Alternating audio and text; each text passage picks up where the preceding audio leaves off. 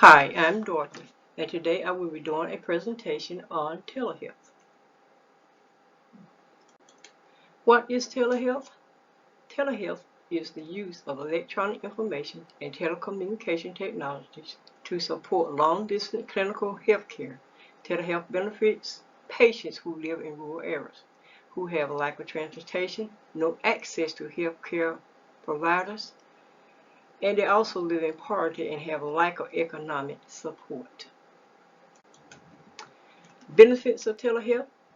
Telehealth provides affordable, accessible health care in the patient's home.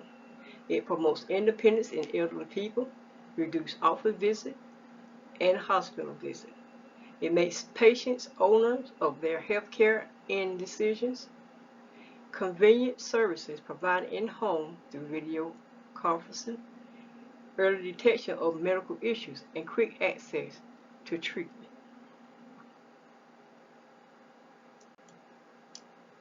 There are some ethical issues concerning healthcare, telehealth. Some of the ethical issues include fitness for purpose, trustworthiness, acceptability, and adaptability. The equipment must be appropriate for the user. For example, the noise from a call system can confuse some patients. The noise from the system causes fragmented voices, which causes confusion for people who have mental issues. The equipment must be trustworthy. For example, if a fall detector is easily tripped, this is called false alarms to be activated. It may cause the patient to become inactive due to the fear of setting off the alarm. Some patients fear the equipment makes them look disabled and will not use it. Some do not want to be bothered by people, or they don't want to bother other people and will not trigger the alarm when help is needed. There is also the patient must accept the technology. The patient must accept their technology, as we just said. Some people won't use it because it makes them look disabled, or they don't want to bother other people. And there must be also adaptability to the equipment.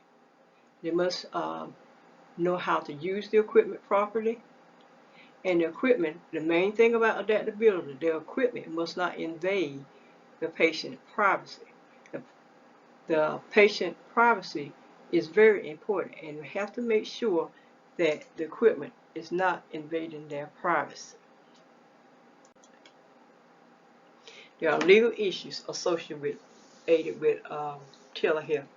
The main question when it comes to telehealth is whether caregiving electronically long distance is really practicing nursing. The popular misunderstanding about telehealth is since it is not hands-on, it is not practicing nursing. Also, nurses in call centers have been tested about whether they are performing nursing. Since one component of their practice uses doctor-affirmed procedures, some feel that they are not practicing nursing. The Board of Nursing has confirmed that nursing practice happens when a nurse uses the knowledge, skills, judgment, and critical thinking that is essential in nursing education, and that is authorized through the nursing license. Therefore, it's cleared up. Telehealth nursing is practicing nursing.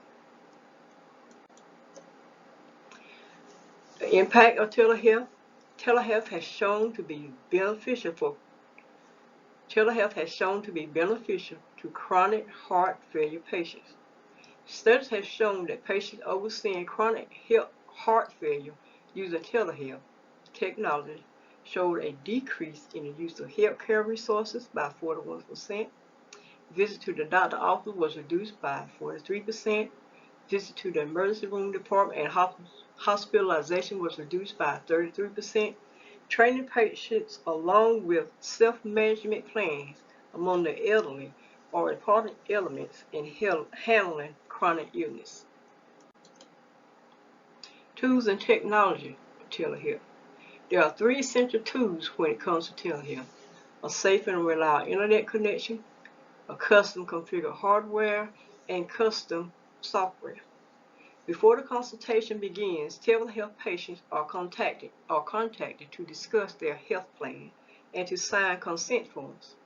The consent form provides an explanation of how collected data is used and who has permission to see or use the data. Telehealth hardware utilizes a personalized software that encrypts patients' information. The software must meet HIPAA standards and guidelines.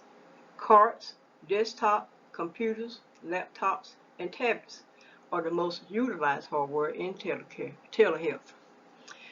Cards are portable systems used for clinical and educational purposes, which include a monitor, camera, code to encrypt information, keyboard, and a remote.